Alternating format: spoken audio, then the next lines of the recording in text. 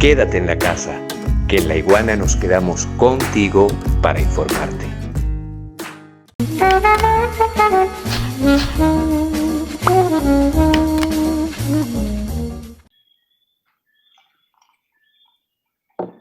La llegada de Biden se espera que signifique, para el New York Times, el fin de 4 años que supusieron lo siguiente, 2 puntos, dice el New York Times: la destrucción de las bases más elementales del decoro bilateral, el atropello orquestado a los derechos humanos de los migrantes, esto es el New York Times,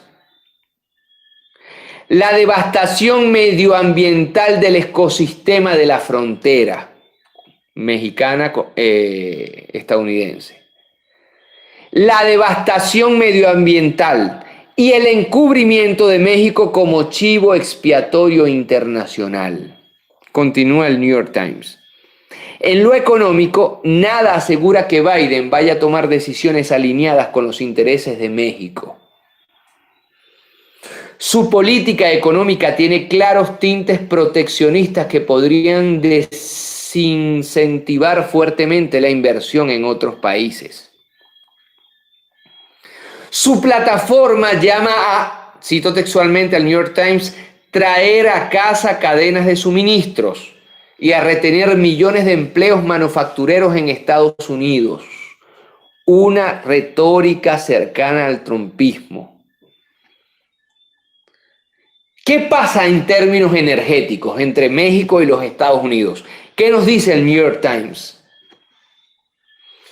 En cuestión energética, el plan de López Obrador y Biden van por lados contrarios, elemento fundamental para el análisis.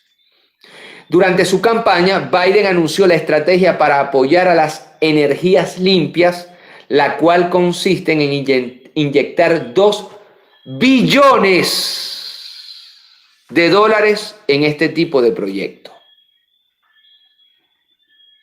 Por su parte, México, con López Obrador, está buscando, dice el New York Times, fortalecer lo más posible a su estatal petrolera Pemex y CFE, mientras que la inversión para energías limpias fue detenida a mitad del año por la Secretaría de Energía, CENER, con S, por sus siglas.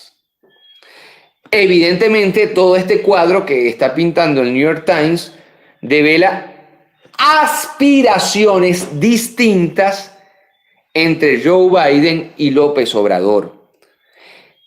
Y aquí yo me permito hacer una pregunta. ¿Será que los intereses de López Obrador estaban más cercanos a los republicanos, es decir, a Trump y compañía, que a los demócratas, es decir, a Joe Biden, Obama y compañía? Es una pregunta que nos tenemos que hacer sin hacer sonrojar a las izquierdas latinoamericanas. Pero cuando tenemos nosotros que hablar de política seriamente, tenemos que hablar de política seriamente. Es como si un cardiólogo en una operación a corazón abierto diga: no, yo no voy a cortar esta venita porque es azul y yo soy rojo, o porque es roja y yo soy azul. No. Las venas o no, o las acciones que tengan que hacer, tienen que responder a la salud del paciente y su corazón, no a las prerrogativas o a los gustos políticos o estéticos de quien está operando, ¿verdad? De igual manera, nosotros tenemos que decir esto, sin que la izquierda se sonroje. Todo esto que estamos describiendo está evidentemente develando aspiraciones completamente distintas entre Joe Biden y López Obrador. Y ustedes saben que la política y la realpolitik, había un político colombiano que decía que la política es tan cruel, tan ardua, tan difícil, que convierte a la madre en suegra. Pero bueno, regresemos al tema migratorio y al tema mexicano-estadounidense.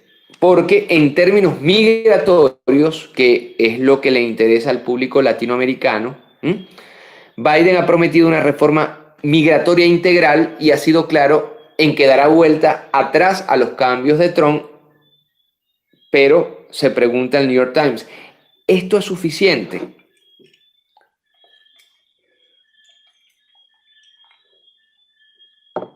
La política migratoria pre-Donald Trump ya era problemática. ¿Por qué?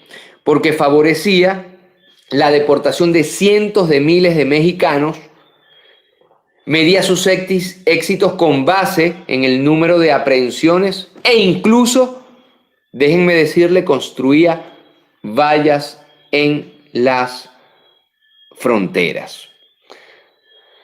Por décadas, Estados Unidos ha mantenido una política autoritaria, abusiva e irrespetuosa en contra de México y Centroamérica por canales institucionales. Los demócratas, históricamente, los demócratas, es decir, la gente de Obama, de Joe Biden, de Bill Clinton, han sido incapaces de implementar una reforma migratoria comprensiva que favorezca la integración laboral entre México y Estados Unidos, en vez de la mano dura que los Estados Unidos han aplicado contra México, contra Centroamérica y contra los suramericanos y centroamericanos, en general los latinoamericanos. Además, tengamos en cuenta que los cambios regulatorios más importantes de Estados Unidos no se logran convenciendo al presidente de turno, sino teniendo congresistas y gobernadores aliados que entiendan el valor de implementar una agenda favorable hacia México. Y ya sabemos que la Cámara Baja de los Estados Unidos fue ganada por los demócratas, que ya tenían dicha Cámara Baja, es decir, lograron mantenerla. Pero la política de Estados Unidos se ha vuelto cada vez más local, dice el New York Times, porque la distribución de sus distritos diseñando fronteras distritales en beneficio del Partido Republicano han dificultado que un presidente demócrata tenga mayoría en ambas cámaras. Y aquí lo denunciamos en otros programas. La estructura del voto electoral de los Estados Unidos, que no es un voto directo, un ciudadano un voto, no. El ciudadano vota por el gran elector que va a votar según sus intereses al presidente. La estructura electoral de los Estados Unidos favorece a los republicanos. Y es una estructura que no tiene 10 años, ni 20, ni 30, ni 50, ni 100. Una vieja estructura. Fue creada para favorecer a los republicanos. Y en este caso yo tengo que dar razón al New York Times. Y su hipótesis que plantea el hecho que Biden aparentemente va a dar mayor apertura que Trump, sí, pero no es un avance esto si el demócrata escucha primero los intereses de las grandes empresas mexicanas y sus inversionistas. Debería escuchar ¿a quién? Al pueblo mexicano. No, porque si estamos abriendo tratados de libre comercio, pero si los tratados de libre comercio son entre los empresarios ricones mexicanos y Estados Unidos, quedamos en lo mismo. Quedamos exactamente en lo mismo.